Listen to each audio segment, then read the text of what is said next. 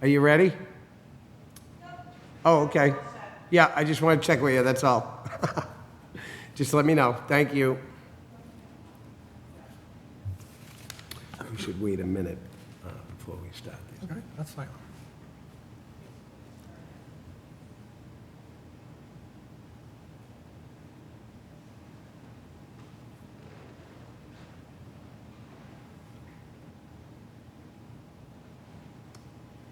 Good evening, everyone. Welcome to the Trust Fund Commission meeting here at the Bellotta Meeting Room. It is 5 o'clock on Thursday, July 10th, 2025.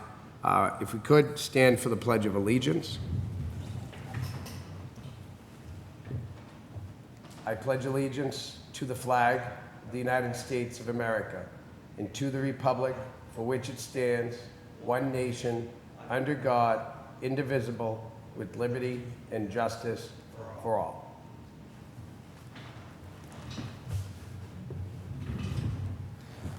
In accordance with the requirements of the open meeting law, please be advised that this meeting is being recorded and broadcast live all over the Lunenburg Public Access Channel on Facebook Live and on the Public Access Facebook page. You can find those links at lunenburgma.gov under the section of Agenda. And these will be uploaded to the Lunenburg Access YouTube YouTube system after the meeting. Additionally, please be advised that the town of Lunenburg utilizes the Zoom platform as host for its hybrid and remote meetings, that the Zoom platform utilizes an AI technology recording in progress, AI Companion, to create audio transcripts of meetings to aid in the subsequent preparation of meeting minutes, and that AI Companion is activated immediately upon launching the Zoom application. You are hereby notified that this AI technology may capture audio prior to the start of the meeting and or following the conclusion of the meeting. I call that a hot mic. This meeting will be held in person at the location provided on this notice, as I mentioned. Members of the public are very welcome to attend this in-person meeting, and please note that while an option for remote attendance and or participation is being provided as a courtesy to the public, we will be unable to suspend or terminate if technological problems interrupt the virtual broadcast, unless otherwise required by law. Members of the public with particular interest in any specific item on this agenda should make plans for an in-person visit here versus a virtual attendance. The following information is also provided for members of the public that would like to participate in the meeting remotely. If you want to participate remotely from a computer, please use the link that is attached to the agenda that you can find at lunenburgma.gov under the second agenda. Search for Trust Fund Commission, and you can find that there. There's a phone number that you can call into. That phone number is toll-free, 888-475-4499. You can enter the webinar ID 792-737-0353. If you are not registered with Zoom, you will be asked for your name and an email address. All that information you can find on lunenburgma.gov under the heading under Agenda, Trust Fund Commission. The agenda lists all the topics which may be discussed at the meeting, those reasonably anticipated by the chair. Votes may be taken as a result of these discussions. Not all items listed may in fact be discussed, and other items not listed may also be brought up for discussion to the extent that is permitted by the Office of Open Government and the Open Meeting Law. I would like to, at this time, I would like to open our meeting with public comment. I would like to take public comment from the public. Is there any public comment from the public? I see that we have no public in the Zoom, and we have public here, but we have no inquiry.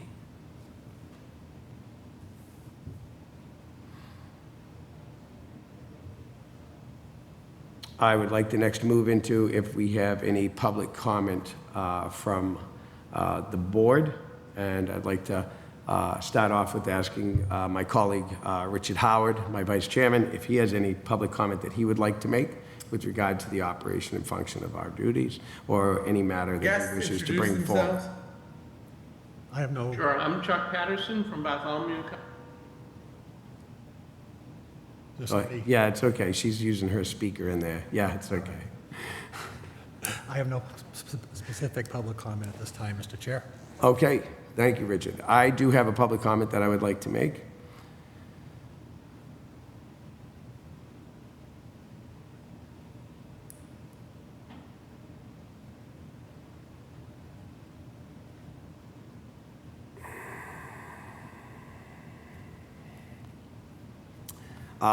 I would like to begin by giving an overview of all the work that this commission has been providing to the people of Lunenburg since we have been elected, to continue our commitment of full transparency, that when I became chair of this board, I had said that we will be fully transparent about all communications and conversations and circumstances that arise around the handling of our process here. Over the past few weeks, I have inquired of Mylene and Ezekiel and the town manager, that would be the treasurer, the finance director, and the town manager, Jennifer Warren Diment, if there exists any current policy governing trust funds for Lunenburg, specifying those funds which are under the purview of the Trust Fund Commission, in which we have authority. The answer is basically no. No one is really sure, but clearly nothing has been presented, and this is an issue, but one that we could probably easily rectify. I have made an inquiry also to Mr. Kubetz at the library about how they have generally operated their trust fund investments, not inquiring the specific investments for which are privy to the trustees of the library. Let me make clear, the library trust funds are not under our authority whatsoever. My inquiry was specifically because over the last year I have heard the Finance Committee, I have heard the Budget Task Force speak about inquiring to them about how they had managed their fund. This was purely for informational purposes, of which I took a lead on to make the communication. I am not sure if the Budget Task Force or the Finance Committee spoke with Mr. Kubetz. I have not seen any information in meetings that I have viewed, minutes that I have read regarding any type of communication.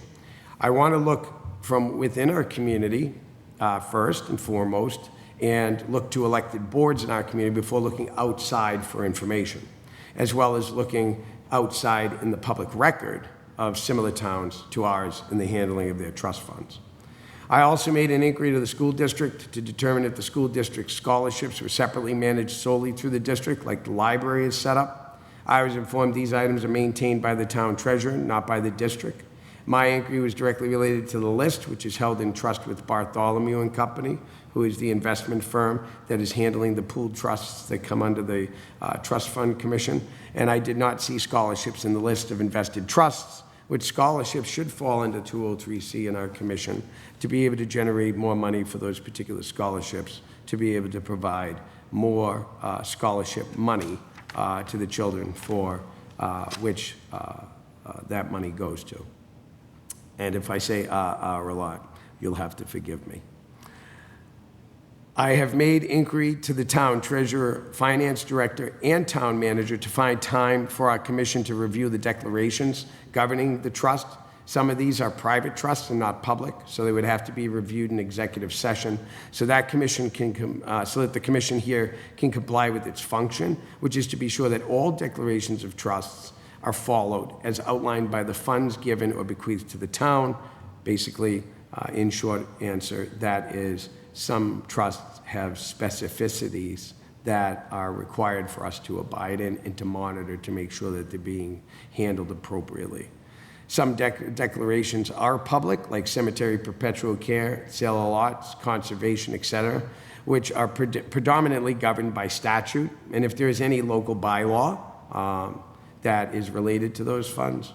Our ability to meet is being hampered by the closing of our fiscal 2025, which, even though I understand that the closing out of the fiscal 2025 need is important, however, we as a commission are not able to function to approve the use of monies pursuant to the declarations of the trusts in the care of this commission, which at this time cannot and should not be unilaterally authorized by the town manager or the select board for disbursement, now that this board has convened a quorum, obviously absent an emergency.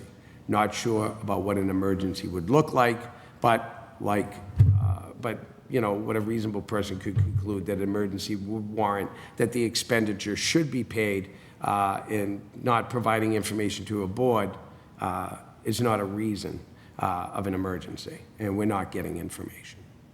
So this is vital to the function of government and not something that can be pushed off.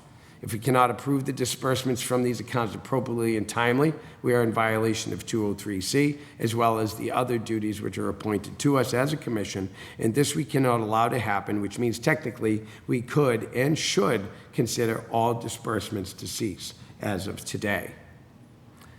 I have also been in touch with the town manager about having the town attorney forward to us in writing some information about policy, procedure, and et cetera, in writing. After she contacted us, suggested he meet with us publicly to, quote, direct us. This matter is an administrative measure, not a training issue. However, this comes at a cost. The cost of an attorney is not necessary to direct us. There is a twofold rationale. The first is the cost of the attorney is unnecessary, and his time could be better used on other more pressing matters that the town has. Writing something is cheaper for the town as well as quicker. She could also have acquired written documentation from the Massachusetts Municipal Association free of charge and delivered to us via email. Second, if we have something in writing, we would be able to provide this information publicly on our webpage for the community's better understanding of exactly what it is that we do here. Just to pay an attorney to provide us with direction on procedure on how to conduct the governing of the commission would be a redundancy, because as commission members, we must, by our oath and responsibility, consult the charter and the bylaws of the town of Lunenburg and Massachusetts general laws, as well as request and review, if any, policies currently in full force and effect. We have done this. As a commission, we are a very proactive group of people. We recently informed the select board of our vacancy, which was received with some pushback from the town manager. We will address this matter tonight later on, which in my closing, I will outline with clarity of some of the issues surrounding this request to fill a vacancy. In the meantime, this takes me to my next comment. We have recently been informed that the town manager now wants to pay the lawyer to come to the select board, possibly on August 15, 2025, and explain our function, because there has been an interest in filling our vacant seat. We love it. But the lawyer should speak here, not with the select board, particularly if she is utilizing the town council as a recruiting tool to assist in the filling of our third seat. I cannot justify the cost for this act. However, I cannot keep the town manager from spending that money. As I said, having documentation in writing posted on the website would be a better route, gives more information, and it is more cost effective. Clearly, though, if recruiting and training is her direction, personally, I would be forced to inquire that if someone doesn't want to watch what our board does at our meetings and know who the current members are at the present, who they will be collaborating with on issues, then why would this board interest them? That would be my first interview question. The next subject is an important one, and I believe it warrants an explanation for clarity. The following information govern the promulgation of rules by this commission and the power and duties of this commission as are enshrined in the charter of the town in Lunenburg and the preemptive authority governed in Mass General Laws. Pursuant to Mass General Laws, Chapter 41, Section 45, and the charter of the town of Lunenburg, Article 3, Section C 311, and Article 7, Section 7-8, okay? These are the governing authorities of the Trust Funds Commission. Section 45 of Chapter 41 is the direction of the Board of Commissioners and Trust Funds membership and powers and duties. It states, any city or town except Boston may create a Board of Commissioners or Trust Funds consisting of 3 persons who shall have the management of all trust funds given or bequeathed for the benefit of the town or the inhabitants thereof, unless the donor, in making the gift or bequest, shall otherwise provide. In cities, the commissioners shall be appointed by the mayor and confirmed by the council. In towns, they shall be elected in the same manner as other town officers. At the time of creating said board, there shall be appointed or elected 1 member for 1 year, 1 member for 2 years, and 1 member for 3 years. And there shall be appointed or elected annually thereafter 1 member for 3 years. Vacancies shall be filled by the mayor with the approval of the council or by the selectmen. Article 3, under our elected officials, Section 3-11, the Board of Commissioners of Trust Funds. This is what it reads. Part A, composition and term of office. There shall be a Board of Commissioners of Trust Funds consisting of 3 members who shall be elected for terms of 3 years each, so arranged that the term of 1 member shall expire each year. B, Part B, powers and duties. The Board of Commissioners of Trust Funds shall have the management of all trust funds given or bequeathed for the benefit of the town or the inhabitants thereof, unless the donor in making the gift or bequest shall make some other provision for the management of the fund. The Board of Commissioners of Trust Funds shall, consistent with the terms of the trust, manage and control said trusts and distribute the income in accordance with the terms of the respective trusts. The Board of Commissioners of Trust Funds shall keep a record of its doings and at the close of each financial year, make a written report to town meeting showing the total amount of the funds, their investments, receipts, and disbursements. Under Article 7, there is a set of general provisions. Under Article 7-8, it is procedures governing multiple member bodies. This is the section which is Part C, which is rules and minutes. Each multiple member body shall determine its own rules and order of business unless otherwise provided by this charter, bylaws, or by general law, and shall provide for keeping minutes of its proceedings. These rules and minutes shall be public records, and copies shall be kept available in the office of the town clerk. And now I would like to remind folks that there are some of these sections, and I can post this statement to our webpage and submit it to Kara to see if she could do it for us. These were adjusted in 2020 from our former charter. We don't have another charter review for, it's every 10 years. So Section 7-10, there is notice of vacancies. And this is what is written as amended in 2020. Whenever a vacancy occurs in any town office, position, or employment, or whenever by reason of a pending retirement or expiration of a fixed term, a vacancy can be anticipated by a town employee other than those on multiple member bodies, the appointing authority shall forthwith cause public notice of such vacancy to be posted on the town bulletin board for no less than 10 days. Such notice shall contain a description of the duties of the office, position, or employment, and a listing of the necessary desirable qualifications to fill the office, position, or employment. No permanent appointment to fill such office, position, or appointment shall be effective until 14 days following the date such notice was posted to permit reasonable consideration of all applicants. This section shall not apply to positions covered by the civil service law rules or in conflict with provisions of any collective bargaining agreement. Section 7-8 of Article 7, procedures governing multiple member bodies. Filling of vacancies. This is Part F. Whenever a vacancy shall occur in the membership of an appointed multiple member body, the remaining members shall immediately and not later than 30 days thereafter give written notice of such vacancy to its appointing authority. If no notice is given, the vacancy shall be deemed to have occurred 30 days after it actually occurs or after it becomes known to the appointing authority, whichever is later. If at the expiration of 60 days following the delivery of such notice to the appointing authority and there is a candidate available, the appointing authority has not appointed some person to fill the vacancy, the remaining members of the multiple member body shall fill the vacancy for the remainder of any unexpired term by majority vote of the remaining members. This takes us next into Article 3, the section on elected officials, Section 3-1's general provision. F, filling of vacancies. It was amended in 2020. Multiple member body, Part 2. If there is a failure to elect, or if a vacancy occurs in the membership of any elected multiple member body, including the school committee, unless the provisions of a will or trust provide for a different method, the remaining members of the multiple member body shall forthwith give notice of such vacancy to the select board and to the public in the manner provided in Section 7-10. The Select Board, with the remaining members of such multiple member body, shall, after 1 week's notice of the date on which the vote shall be taken, fill such vacancy until the next town election by a joint vote.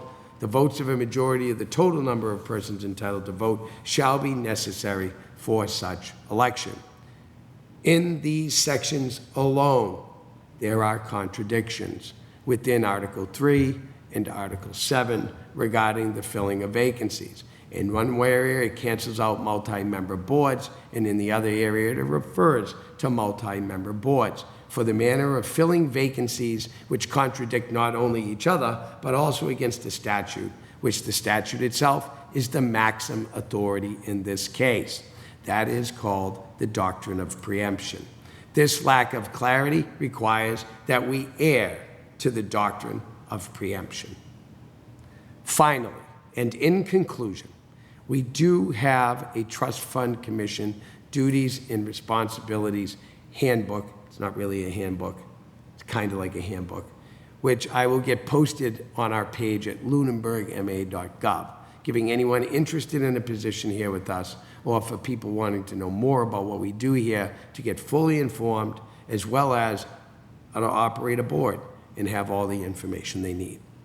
Lastly, there are some issues here that will definitely require a meeting with the town manager, which she has had plenty of opportunity to exercise. However, she has restricted all communication to us to email. Is this an attempt to subvert our duties? Maybe, or maybe not intentionally, or not intentionally, if I may. That question remains to be answered. We would really like to know, not just in words, but in the actions, to prioritize this board. The town manager has impeded our duties through the lack of action. She has acted as the town attorney in email communication, citing laws with no prior communication with the town attorney or the municipal law unit at the Attorney General's office, or with the Office of Open Government or the Division of Local Services, all of which I have consulted. At least I have not received any confirmation from the town manager that these folks were consulted. There is an exception for me to be able to speak to the town attorney, because I am not allowed to access the town attorney unless it is authorized by the town manager. All things considered, I respect the town manager's skills, including her admittance to the Massachusetts Bar in 2013. However, her duty to unilaterally act on legal matters without the consultation of counsel are not part of her duties as town manager. These are duties reserved for town council. We have requested of her for legal clarity of counsel from the moment we convened, which she unilaterally acted, claiming custom was why our board got organized by the assistant town clerk.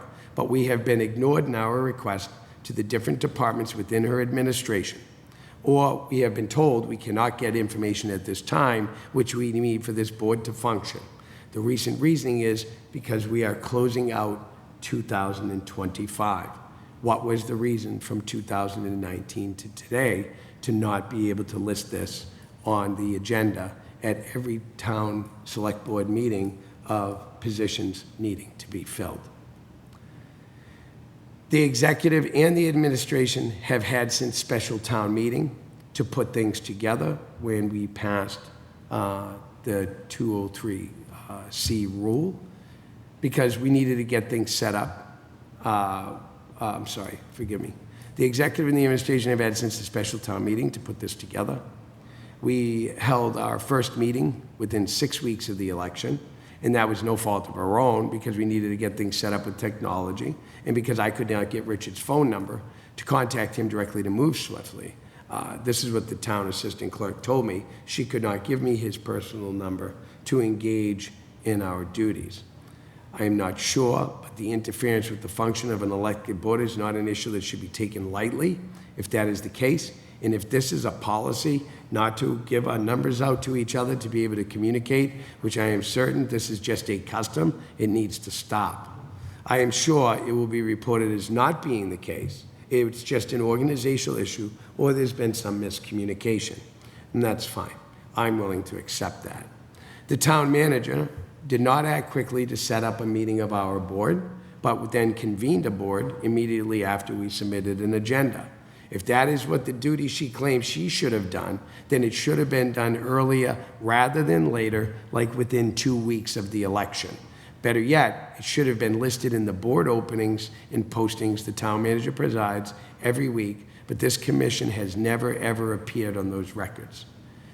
Nonetheless, Richard and I got it going only to be usurped. What is the real issue? I contacted Selectman Chair Nizzolo with my concerns, which is why you witnessed him take action at our meeting, of which, for the benefit of the board, I engaged at that direction and yielded to his authority, even though I disagree with it. There was a reason why I inquired to him. We asked for information from the lawyer, which has not been acted on, and information as well from Bartholomew and Company, our investment firm, which has been ignored or excused, not by Bartholomew and Company themselves. We are doing the work of the commission, and we want to know, why are you hindering us? This is my question. The town manager can act by charter authority to assist us without request, yet she hasn't. But she has engaged in impeding us, and she's doing it again. And I'll explain that later. That has to do with the request for a vacancy, for the filing of a vacancy. Article 3, under elected officials, general provisions, gives the town manager, Section E, coordination.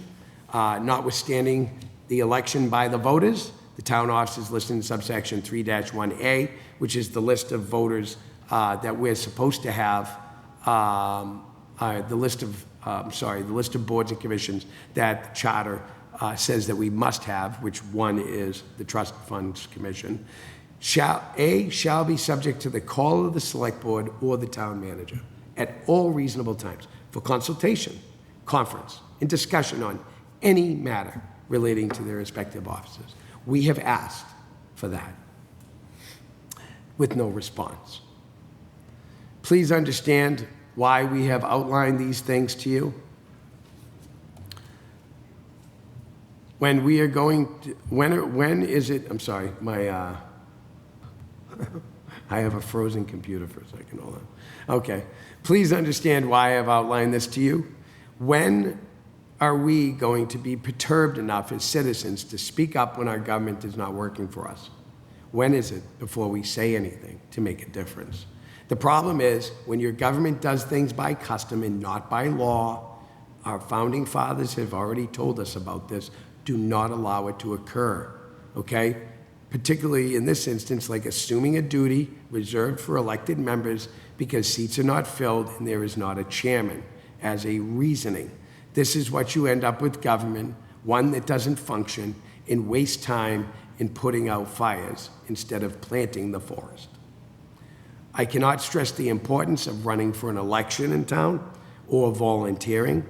200 people at town meeting, 60 people show up to town caucus with 13,000 residents in our community and only 1,500 people coming out to vote. This is dangerous to our republic, where the exercise of power can land to be left in the hands of a few. We are experiencing this firsthand today. Instead of the rule of law, it is operating by custom, and you've witnessed that here. The government cannot and should not be allowed to run that way. I can assure you all that this board is working for you. We are on hold only by the lack of action of others, and every day we are on hold is a day that our ability to look to increase the investment of the money for which we have been given charge to benefit all these different funds is suffering. And I thank you for listening.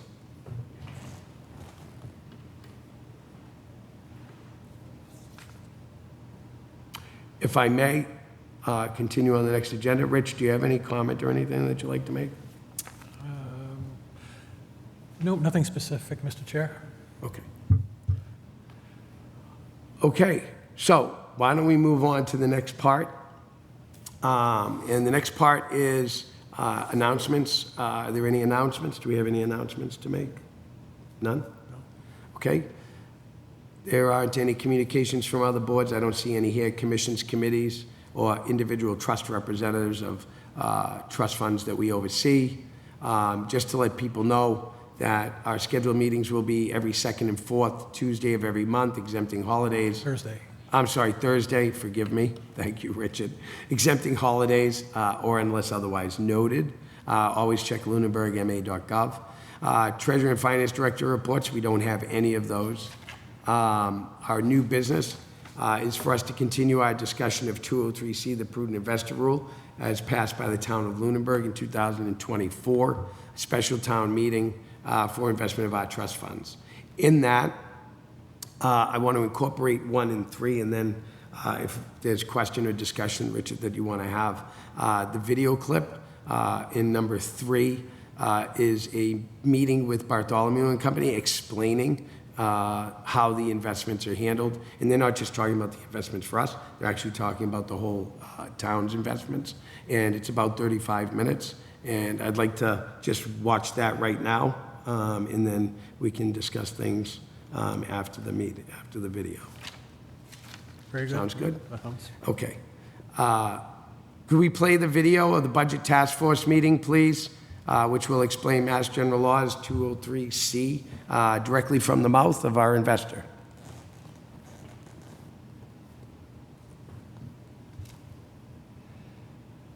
Guests introduce themselves. Sure, I'm Chuck Patterson from Bartholomew Company. I'm Senior Vice President and Manager of the institutional/municipal team. We manage some of the town of Lunenburg's money. Total, we manage about $2.9 billion in city and town money here in the Commonwealth and throughout New England. And who's our other guest? Yes, hi, I'm Kathleen Glowacki. I am Vice President of the team as well. I've been here for about 8 years, but I was on the internal investment team for the majority of those. I just recently joined the kind of the outside calling team, but yeah, so thanks for having us. All right. Okay. So we had divided this up into categories based on spending. Evan had done a good job of convincing me that my plan was kind of ludicrous, but I still think we should try to at least come up with a sketch for like what it is that we owe people. How do we want to do this? Who from the town is going to present the town's expenses? I'll say Renee put together a slideshow. I'm going to request if we could go out of order and have our guests go first, instead of having them wait 2 hours. Sure. Oh, thank you.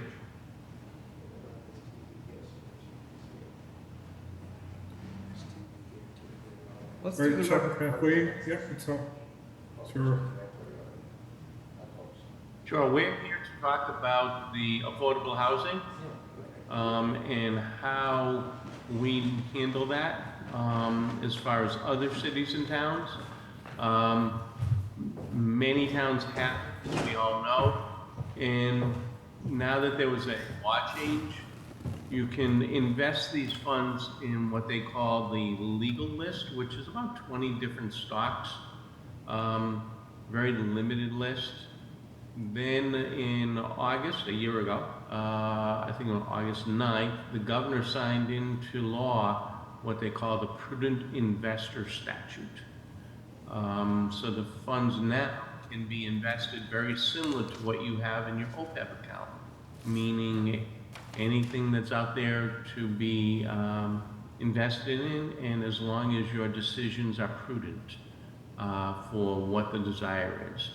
So how we would set it up is depending on which way the town chooses to invest. We could open up a separate account, or we can put it into the trust fund account. I'd send to Ezekiel the Put it on speaker. motion article, I should say, to have the town go prudent. Cities and towns have always been able to go this way, but they've had On speaker? you had to go to town meeting first, and then your You gotta Senate and climb state up here. senators state rep would then bring I just that brought my computer to you. article into Boston where the general court would vote to allow you a home rule petition. But it's not That is now No, okay, it's not fixed showing by up. the governor signing that. This is me. So if the town in these funds, in your other trust funds, Yeah. choose to go prudent, you take it to town meeting. Oh, you already Hopefully have they it. vote in the affirmative, and then Yeah. we get off and get going on the prudent investing. So I think that's a brief summary. Is that what you need, Ezekiel? Yeah, I don't know if you're gonna be able to do it. I don't think so. Yes, thank you. I just, I made you call it. wanted to have you here. The committee had been talking about, increasing our investments and, Okay. It having works. our interest rates higher. This is, probably the first step in that direction. I wanted the task force to have, if they had any questions directly to you as well. I know you'll be at the finance committee meeting on Thursday. There'll probably be more in depth, but this is more of an overview, I believe. But, if anybody has any questions, floor is yours. I have a question because I don't know anything about this. When we're talking about affordable housing money, where does the money come from?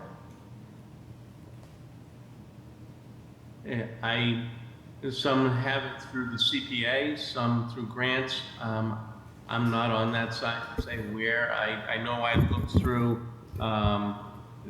when you look at the Department of Revenue website and I looked at the law book, it sounds like you can get this money in many, many different areas. And then how you invest it, it depends.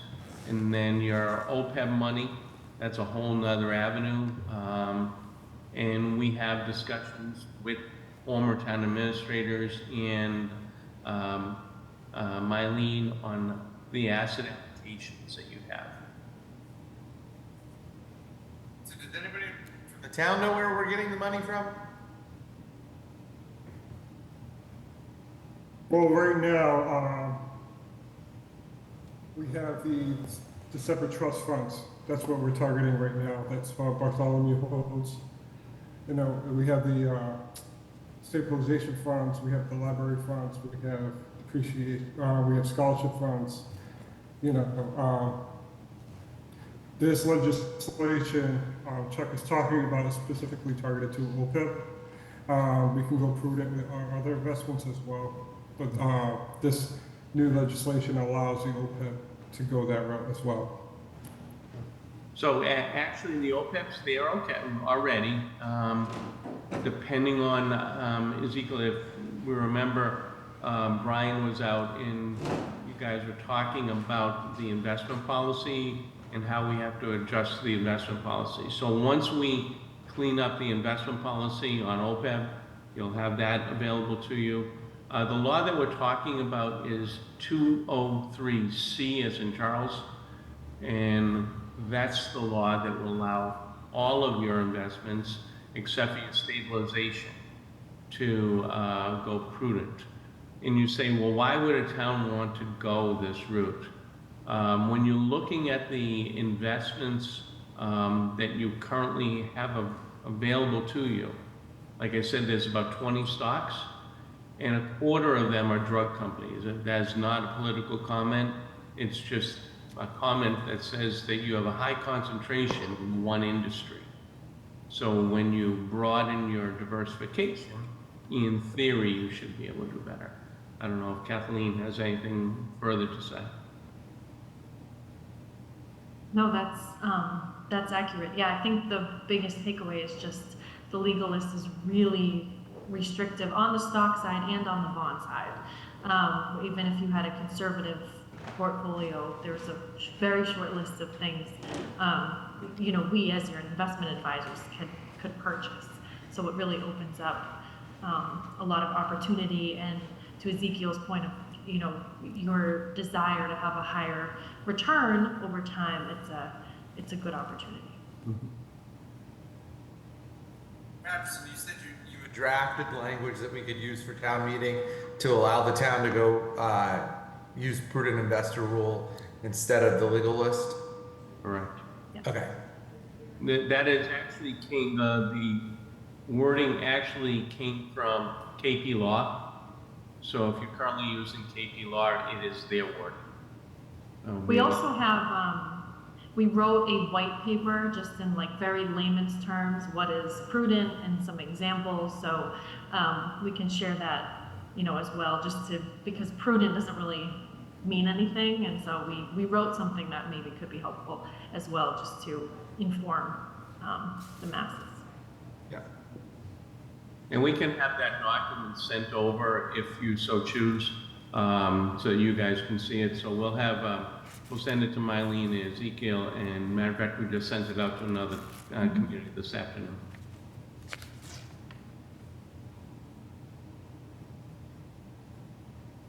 Does anybody else have questions?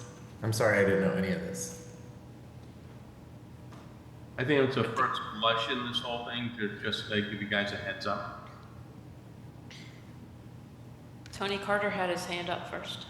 Oh, go ahead, Carter. I'm trying to understand. So the town has, in simplest terms, its trust funds, which are often donations, gifts, wills that have been left to the town.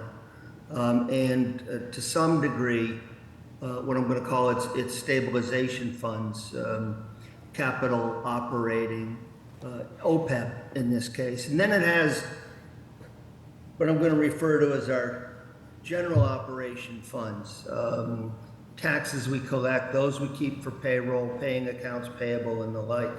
It was my understanding that 203C was generally applicable to trust funds, those first two groups of monies, not to our general funds monies. Can you, if that's a fair division of the kinds of monies we have, can you speak to each bucket as to the applicability of 203C? Certainly. Hey, Carter, good to see you again. How are you? All right. Hometown, right? Well, you know, I just can't seem to give it up. What can I tell you? Yeah, they're still trying to get me. I live in Rutland, so they're still trying to get me on the finance committee too. So, okay, very simply, Carter is correct. Towns have three sets of money. You have your general fund, and what they are, it's very restricted, very liquid. The longest you can do anything with would be a 3-year CD. Your bonds are 1 year, can't take any kind of risk. So safety, safety, safety. The next set of money would be your trust funds. I'm gonna treat trust funds and stabilization in the same bucket, but I'm gonna pull stabilization out. There's a second bucket of money, separate law, that allows you to invest, it allows you to go out longer, it allows you to buy stock. And that's where the legal list comes into play. So you're taking on more risk, and those are the endowments, the cemetery perpetual cares, that's what that is. Then in August of last year, the governor signed the bill to allow you to now take on more risk than that legal list for that cemetery trust funds, but not stabilization. The last bucket that Carter was referring to was your OPEB. OPEB is there, and it's besides of a change of a investment policy. That is designed to just very much like your 401k, your 457, your 403bs. They're designed to grow. You're going to have an asset allocation, 60-40, 70-30. When I say that, it means 70% equity, 30% bond. You're going to be in the market. You're going to have the ups and downs. So the first bucket, you don't take any risk. Your last bucket, you take as much risk as you can stomach, if you will. And the middle bucket is somewhere in the middle. How's that? Any questions on that? I just want to follow up quickly, if I might. So if we're looking to drive up the investment yield on the general fund, that first bucket we spoke of, what benefit, if any, will 203C give us? 0. Okay. Thank you. So what you would end up doing, as we saw in the last year, year and a half, we saw short-term interest rates in treasuries go to 5%, 5.50. Your treasurers should be getting higher interest in your local banks. We have been talking to our treasurers, and we have been laddering out treasuries at 5.25, depending on the time. So we have been laddering out treasuries, and that really has helped on that local revenue to hopefully increase free cash. So that's where they're seeing it, their local banks, and certainly by laddering out treasuries. Kathleen, are we buying treasuries in Lunenburg? I don't think so. I don't believe that we are, but let me check to not speak out of turn. So 203C does not apply to your general fund. Is it possible, Kate, for you to make me a co-host so I can share my screen? Mylene sent me a slide on this exact 3-bucket scenario that might help as well. Perfect. Yes. That works too. Yeah. Right. Very simple. And we do not ladder treasuries for the town. Okay, so when you're dealing with town meeting, you're really dealing with the bucket on the left-hand side, and then the only way really town meeting would get any kind of benefit on your stabilization account in that bucket in the middle. Because the more stabilization you have, the more return you have, and the more money you have to spend.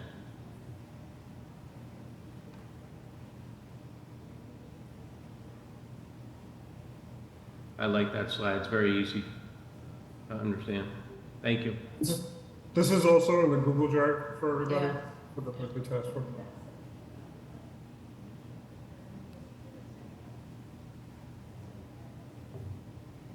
And the only one that we can't use the prudent investor stuff for is which one?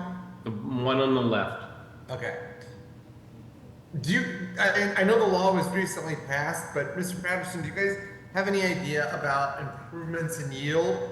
Like, one of the things we're trying to figure out is how can we make more money and spend less money?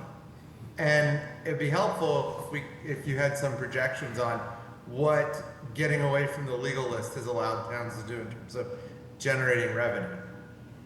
I'll defer to Kathleen. Yeah, I can speak to that. So where the legal list was much more dividend focused, prudent, at least how we're managing it. If you were to have, a 70-30 risk profile, meaning, pretty aggressive, 70% equities, 30% bonds, our conservative expectation, long-term is 6% annualized return, let's call it. It could be this past fiscal year was much higher than that, double digits. During COVID, it was less than that, but overall, on average, it's kind of what we're looking at, 6 to 7%, maybe call it. So, just the comparison really with the legal list, the stocks that are on the legal list are all, as Chuck said, they're dividend paying, there's no technology. They're companies that have been around forever, McDonald's, Altria, those types of companies. And so that's kind of what the difference is. Of course, it depends how much risk, you're willing to take on. Right now, bonds are paying you, like Chuck said, about 5% and won't always be like that. That should come down at some point in the near future, actually.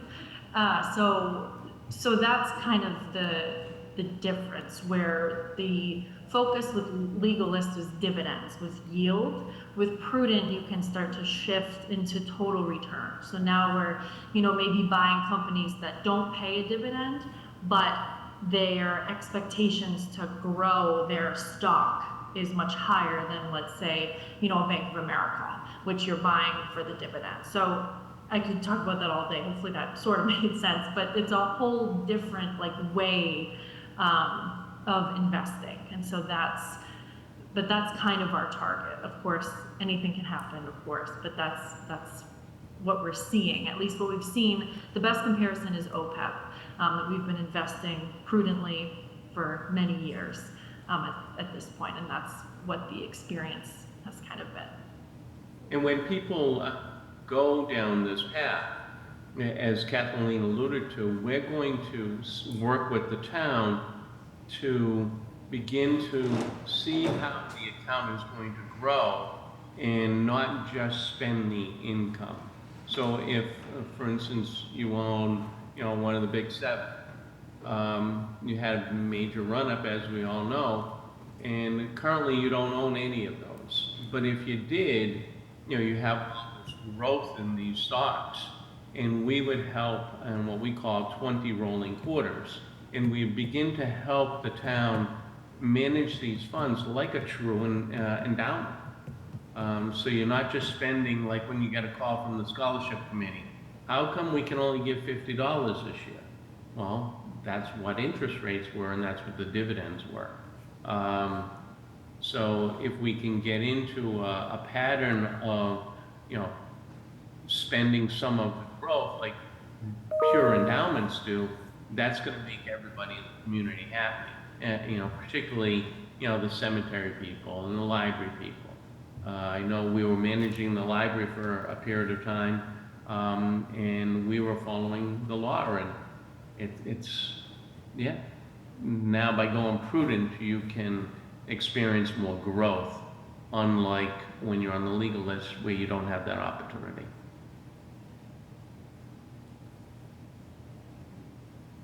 This is awesome. Just like free money. It sounds like you're telling us there's free money. Yeah, there's risk. Blah, blah, blah, blah, blah. Yeah. We're on TV, so you have to say it, right? Yeah. Can I ask a question, or maybe Sure. more than one? Yeah. So I just want to repeat back to make sure I'm understanding this correctly, because this is not my field. The 203C enables us to be prudent with OPEB and the special legislation funds, like we see on the slide. So that's new, correct? Correct. The middle bucket has always been able to be to do the prudent investment, is that correct? It's actually the other way around. So your 203C, when you said that you can go 203C, so the OPEB is there by statute, but the way they wrote the statute and the way the investment policy is. So 203C was always the OPEB. The special legislation the legislation that the governor signed was affecting your trust funds, your cemetery perpetual care, your scholarships, your depreciation, and library funds. So it was Okay. So stabilization funds are still not prudent. correct, and neither is community preservations. Okay, so I'm looking at, we talked about this at the last meeting, the FY23 year-end report, and I'm looking at some stabilization funds. For example, the PEG access stabilization, which is only getting a 0.75%. I don't know what it was for FY24, but, and the other stabilizations are, 2.62%. Okay. So- To answer that question, does it say current yield on that report? Interest rate, it says interest rate on the sheet I'm looking at. All right. So I'm interested in not just, You're making more than that because how we buy funds. So depending on how treasurers report it, so for instance, the real number that probably should be there is what we call yield to maturity. Okay, so you have a regular bond or a CD that's going to pay you 2%.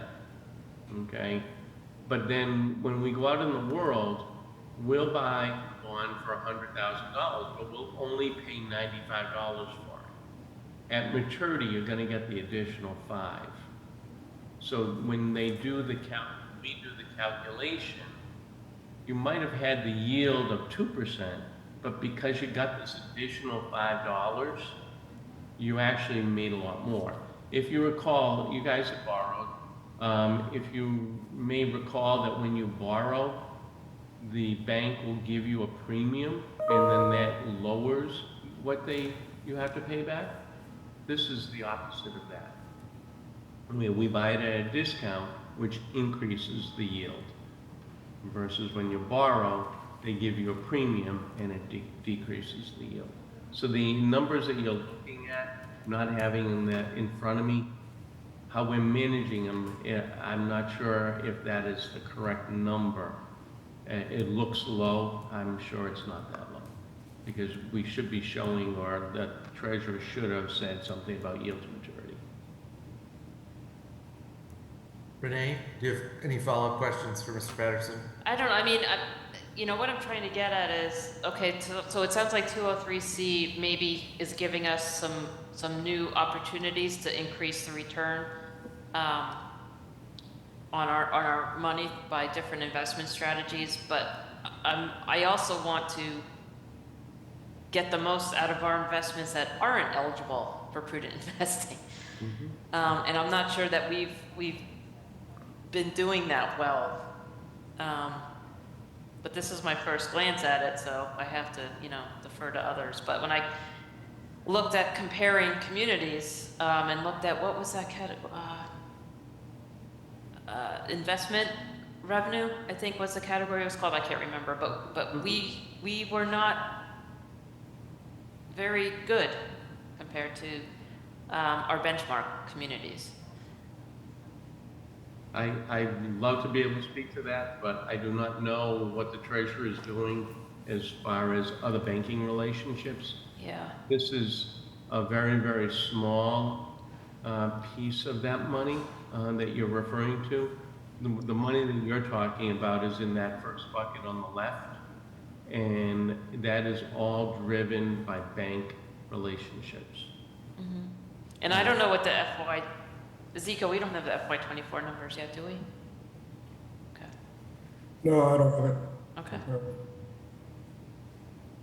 Yeah, that will be up to the middle to late September. Oh, okay. All right. Renee, if you don't have any questions. Thanks. Nope. Move it to Evan. Evan, go for it. Thank you. So to kind of follow up on Renee's line of questioning, with this, I'm looking at the same document that she was looking at.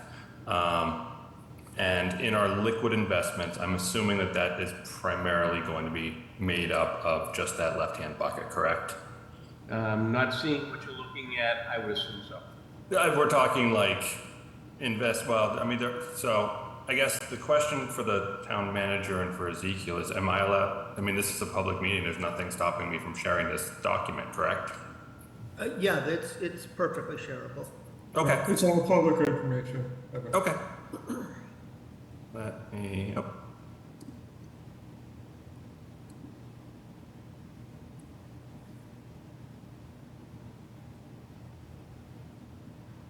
It says it's still disabled, Dr. Burnham.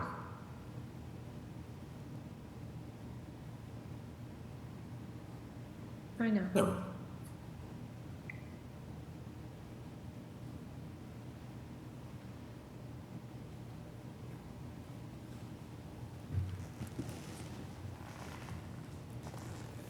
Okay, so what Renee was referring to specifically, I believe, is this liquid investments category. And you're right, they are all banks or credit unions. But when we see things like investments account or other investments account here, another investment account, I mean, we have well over a couple $1 million sitting in quote unquote investments accounts, but they're in a liquid investment. So is that, where would that fall in this categorization of buckets? Something like that.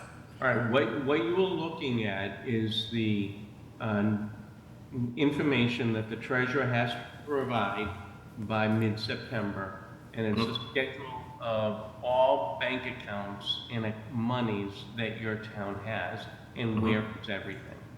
So what you have, and how, so they're in Bank Hometown, Bluestone, Enterprise, and so on. they could be CDs, they could be pretty much anything. But those are all your banking relationships. Why treasurers have money in different accounts is really up to the treasurer. But to your point, you are 100% correct. Where the income that rolls up to free cash and local receipts is this money. So depending on what the treasurer does with her banking or their banking relationships, yeah, it can drive, investment income at the general operating side, clearly. And so that's what you're looking at the MMDT, for instance. That is, there's two accounts there. It's Massachusetts Municipal Depository Trust, and they trail rates by about 90 days. So they will go up and down. It's a great opportunity when you have high interest rates. 3 years from now, she may not have had anything in there. Then you have all of the other accounts at Unibank and, Newburyport. It's up to the treasurer to move stuff around. I would rather not at this time get into rationale of why she might have something in certain accounts. But that's clearly your money that you have sitting in local banks. And I know this is an impossible question likely to answer since you don't have access to what specific pot it's falling into, but is it likely that we have some funds sitting in these accounts that we could currently invest in a different way outside of just a local bank, or possibly through going prudent? Yes. Okay. So what you would have, if you could slide up a bit. Yep. Okay. So there's the student activities, they get a statement. They're just in the account. But you have a lot of these investment accounts. I don't know what they are. You have your sewer, trash, and water enterprises. You may be able to do something like with that. Any of the stabilization accounts, you can move that out and you can ladder treasuries in that. Because the treasuries have done so well over the last year and a half, some of these lower yielding bank accounts could, have a laddered treasury portfolio. School lunch you can't do anything with. So what you have to do is you have to determine what each of these accounts are and then match them up to the law. When you looked at the three buckets, all that general fund money is Chapter 4455. So if it falls under that law, everything has to be under a year, and then CDs up to 3. If it falls under Chapter 4454, then it can, no duration. You can go out as long as you want. So in each of these buckets, when I help a treasurer, for history, I used to be the treasurer of the town of Shrewsbury, and I'm past president of the Mass Treasurer Collectors. And I teach, out of school, we just got back, I teach the investment class along with Kathleen, and I teach the trust fund class. What I'm seeing here is very common, very common. So yes, you could sit there and do an analysis of all of these bank accounts to determine, okay, can I move it from one account to another to capitalize on my income, minimizing risk? So the answer is yes, you can do that. Okay, excellent. Thank you. Further down, we have our term investments. This is where we start getting into Bartholomew, obviously. Yep. Where, again, this was FY23, so still kind of coming out of COVID, I assume, for interest rates, and not having this be a yield to maturity number. Should we likely be expecting higher percentages for these accounts in here in all likelihood?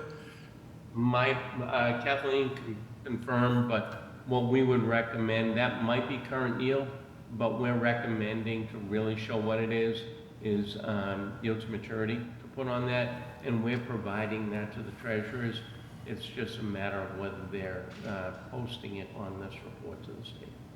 And just for some reference, ending June 30th of 2024, for just the bucket of the trust funds, which I believe includes stabilization, it's around 5%, the yield to maturity. The current yield could be lower, to Chuck's point. I know we belabored it, but that's kind of what you should see if it's yield to maturity that's reported here. Because we're not a bank, it gets a little more complicated just on how we're doing, choosing our investments, but that should be more like what it is for this 24. Okay, thank you. I think lastly is just we are very curious to make sure that, obviously this is over a year old now, and we'll see what we get in the middle of September to late September, but just that we have, $27 million. I know that not a lot of it can be touched because it's that first bucket. But to kind of reiterate what Renee said and what Tony has said, just, it feels like we're not capitalizing on as much investment capability as we could. And that's, I think, probably one of the better ways that we're looking at generating additional income in the town without increasing taxes or anything. Yeah, you always look at locals, things that you can control. Agree. Thank you. All right. Do we have any more questions for Mr. Patterson or Ms. Glowacki?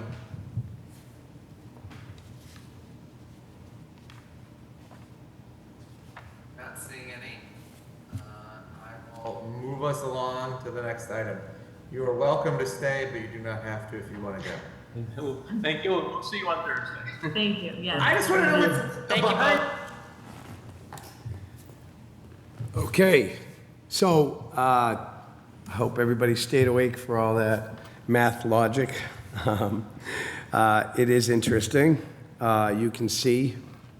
Could I have you put that slide, please? The other slide, not the bucket, the Bartholomew and Company slide, please. You have that, right? Oh, okay. Yeah, I saw it on the Yeah. SharePoint. Yep.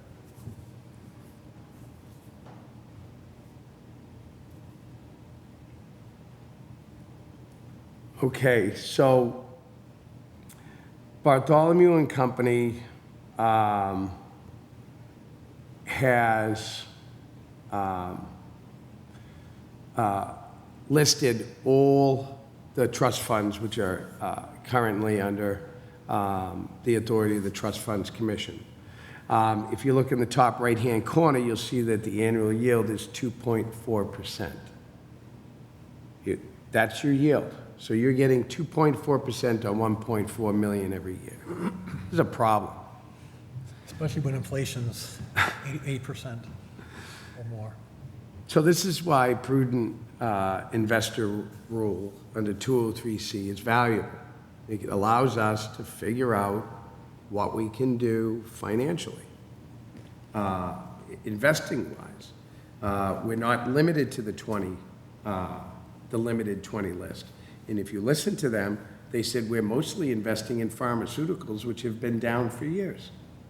So we haven't been paying attention to any of our investments. And then not to take the rationale, like Chuck said, not to take the rationale of why the treasurer does what she does without having her to say for herself. We can't make those kind of assumptions. But this is what's the important part about what we're doing here is that the longer we wait, we're already up to 9 months since we passed this rule. 9 months, and look, nothing's changed. We've lost almost an entire year of investment. That's not good. Rich, you have any comment on the video? No comment? No? Okay. So that's why it's important that we get handed things so that we can move forward. So again, like I said in the beginning, we're having a hard time getting what we need to do our duties here. We could take that slide off. Thank you. So we're not going to get into the specifics. We just want you to know that we know what we're looking at here and what its value is, and its rate of return. It's not good. And I'm going to try to have this posted onto lunenburgma.gov as well, so you can see exactly where we're at in the last quarter. We have $1,369.60, so $1,454,369.67 of expendable funds. And we're collecting 2.4% annually on that. I know some people have heard me before maybe speak at other meetings saying, why are you holding money back? Why aren't you using money? You're only collecting 1.4% interest on your money. It's kind of like, spend it. Why? Because you got it. Now we have a way, we don't have to spend it all. We can work with it and do something good. And, over a period of time, but we're talking a 5-year plan. That means that all these different funds, conservation, cemetery, and other miscellaneous funds, have to have prudent direction on their own in how they spend money so that it doesn't take away from the entire investment pool. Because when you do that and you deplete it because you took something out, that means you're getting less back into your pool. And you just back down to, okay, well, this one's getting this much and that one's getting this much, and you're not really working together. So if these groups don't have a plan and they're not working on a plan right now, I suggest that they work on a plan so that they can contribute to the best return on the investment of the entire pool, and not just pull money out willy-nilly. Set a plan. Okay.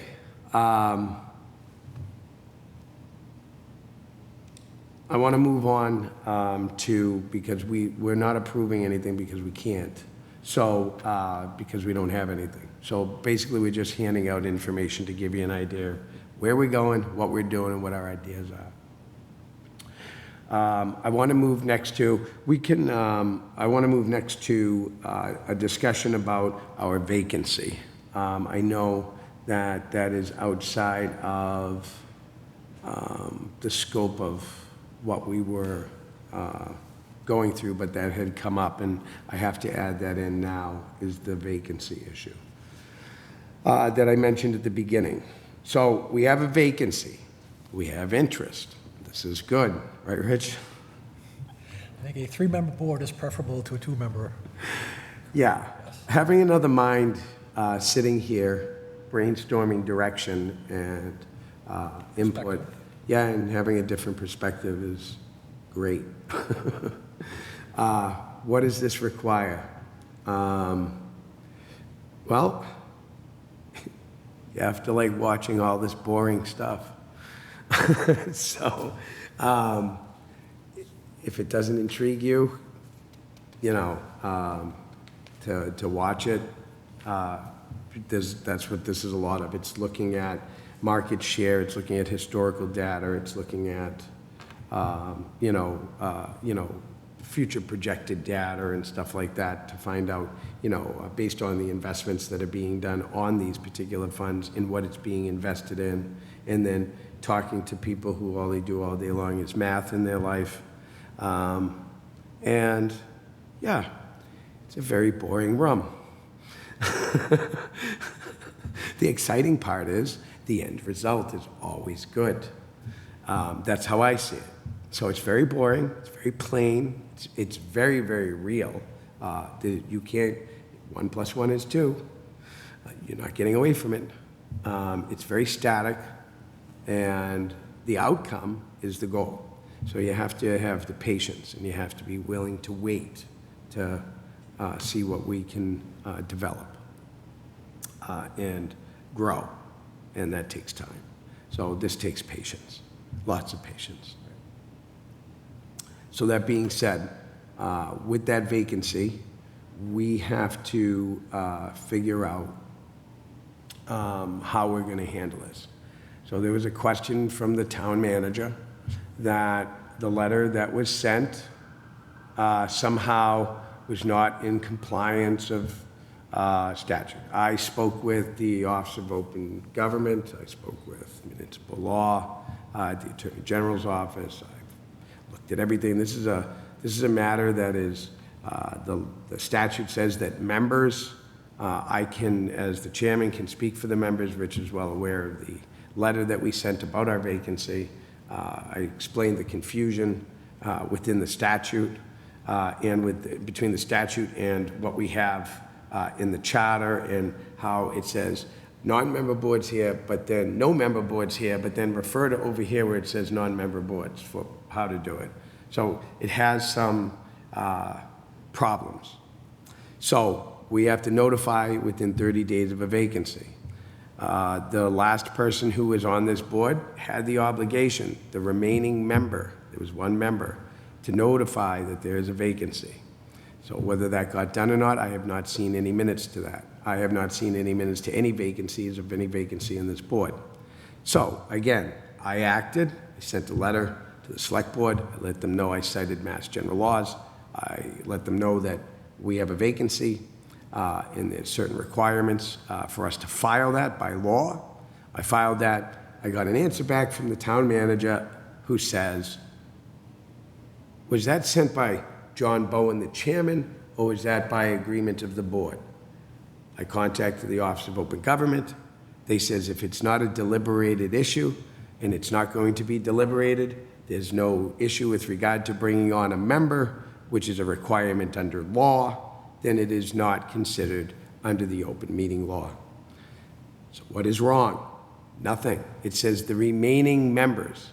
As a chairman of the board, after speaking with people in municipal government, I can speak for the members of the board as chairman. In my absence, Richard, as vice chairman, can speak for the members, not for a member's vote or deliberation, but in administrative duty. This act is an administrative duty. But in the interest of being kind, we are going to place for a vote today that this letter that we sent, I will resend it again, with, instead of just saying chairman at the bottom of the letter, it will say, it'll say chairman and vice chairman. And this is what the letter reads. Dear Selectman Nizzolo and Select Board members, I am writing to you regarding a vacancy within the organizational structure of the Trust Funds Commission. Presently, the Trust Funds Commission is generally comprised of 3 elected members, but at present it has only elected 2 members, of whom recently were elected in the annual town election held on May 17th, 2025. The Commission organized its body by vote pursuant to charter to their respective duties as follows. John Bowen, chairperson, Richard Howard, vice chairperson, on June 26, 2025, at a meeting called to order by the assistant town clerk. We sent this by email on June 30th, which Richard received a copy. Pursuant to Mass General Laws, Chapter 41, Section 11, titled Appointment to Fill a Vacancy in Town Office, and again, I mentioned the state statute because of the confusion of the way that the town charter's appointment is actually written. Section 11 is used in this section. The term vacancy includes a failure to elect. If a vacancy occurs in any town office other than the office of selectman, town clerk, treasurer, collector of taxes, or auditor, the selectman shall in writing appoint a person to fill such vacancy. If there is a vacancy in a board consisting of 2 or more members, except a board whose members have been elected by proportional representation under Chapter 54A, which this is not, the remaining members shall give written notice thereof. Here's the hook. The remaining members, this was the question, within 1 month of said vacancy to the selectmen who, with the remaining member or members of such board shall, after 1 week's notice, fill such vacancy by roll call vote. The selectmen shall fill such vacancy if such board fails to give said notice within the time herein specified. A majority of the votes of the officers entitled to vote shall be necessary to such election. The person so appointed or elected shall be a registered voter of the town and shall perform the duties of the office until the next annual meeting or until another is qualified. So this is our notification to you according to law. Sincerely, I signed it as chairman. I would like to amend this, Richard. We could do this.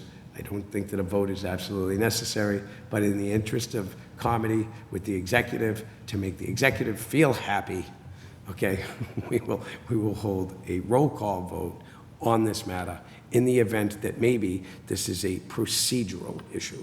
We will hold a roll call vote. So it says here sincerely, John Bowen, /S/, which is an electronic signature in law, Chairman, Lunenburg Trust Funds Commission. I will add Richard Howard, /S/, Vice Chairman, Lunenburg Trust Funds Commission, for informing the Select Board that we have a vacancy. And if I could have a motion, or would you like me to make the motion? So I'll make a Great. motion.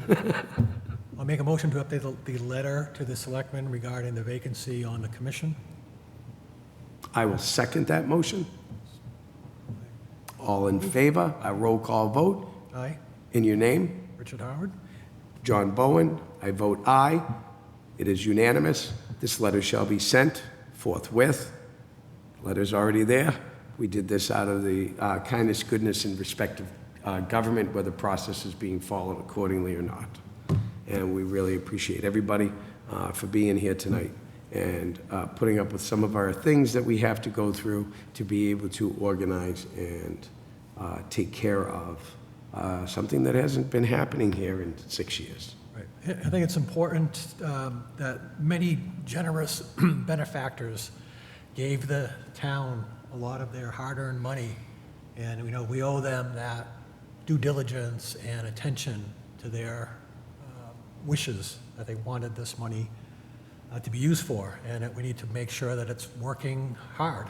If you look at the returns that we've had, and again, there's some limitations, but we're losing money technically if you look at inflation, what we're returning, and it is a challenging investment environment, and some of the state's requirements around how you can invest and what vehicles and what instruments that you can use. We do have some constraints, but we do owe this to the very generous people who have donated over the years, and it's important. And I'm in 100% agreement with that. I really am. That's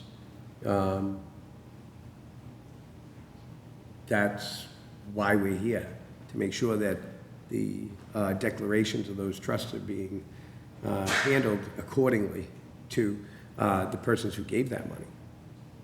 We haven't even been able to see it. I can tell you that I did get a communication that we were told, that information cannot leave the treasurer's office. So we would have to go to the treasurer's office to see it. We'll discuss that a little later. That'll require, I think, executive sessions instead, and will require their presence with the information to get the information, so at least we have the notations of the information, so if it comes across, we know what it is. You don't have to go down and review it every time. At least we get a full review. So we can do exactly what you're saying. Right.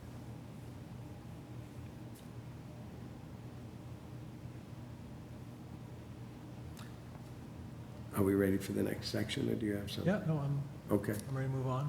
Yeah, so we publicly shared that list of trust funds currently under us, under number 2. We took care of a vacancy issue. As far as discussion and creation of policy to govern the trust fund and to care and control the Trust Fund Commission, we talked about that last week.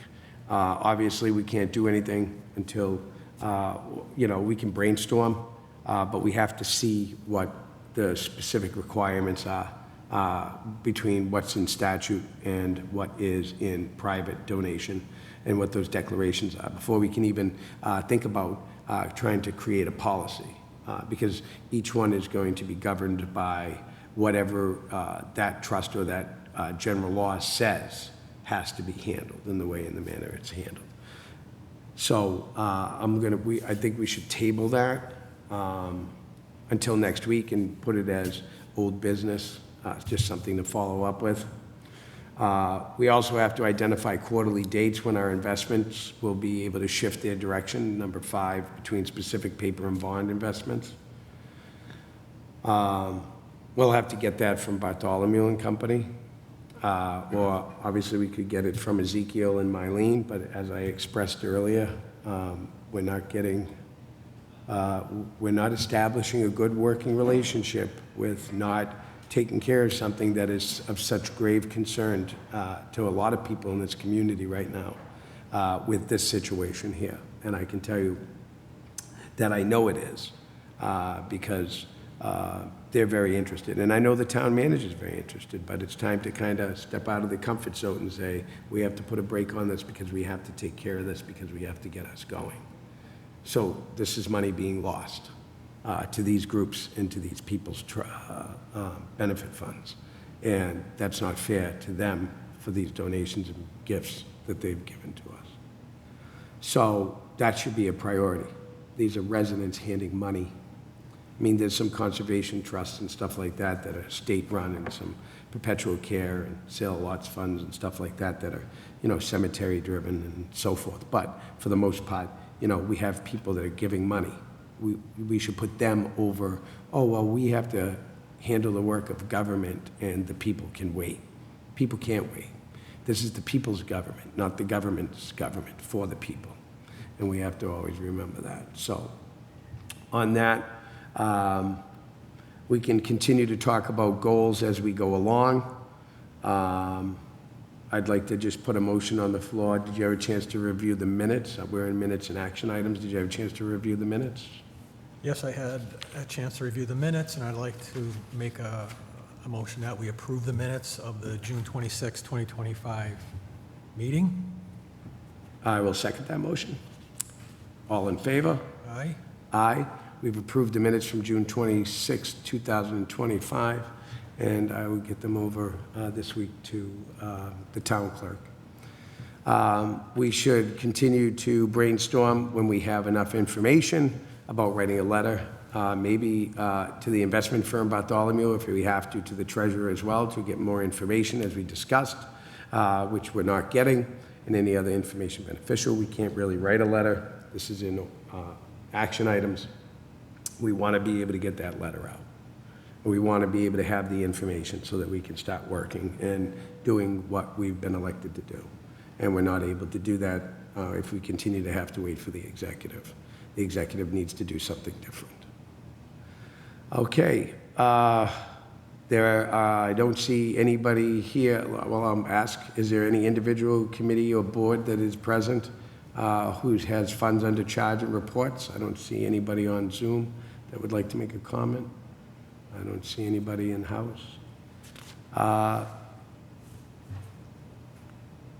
there any specific individual trust fund investment directions and review or comments from anybody here, the board, or even the public? I'll allow that to be open. I'm sorry, that's individual specific trust funds owned by individual persons, direction, review, and comments. We don't have anybody here for that. Our upcoming meeting, we're going to host a meeting on July 24th, which is our regular meeting. That'll be held on Thursday. We will be following up with that. I did talk with Mylene about a possible executive session on some of the issues that we had discussed, but they're jammed up, like she said, and Ezekiel sent me an email that they're jammed up with the closing of 2025. And I'm very, sympathetic to that. I get it, but we have citizens' money here to do stuff with. The paying the bills to the state, yeah, we have to do that too, and that can cost us money and penalize us. But we have to remember that we're the people's government. We're not the government of the government, and I just want to make that clear. Do we have any public comment from the board and the commission? No public comment. I have no public comment. Any public comment from the public? I don't see anybody on Zoom.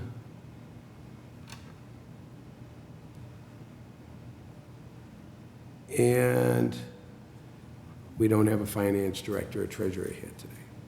Okay, well, I would like to thank everybody.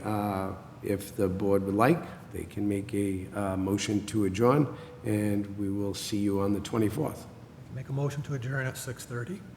I second the motion to adjourn, and the meeting is thereby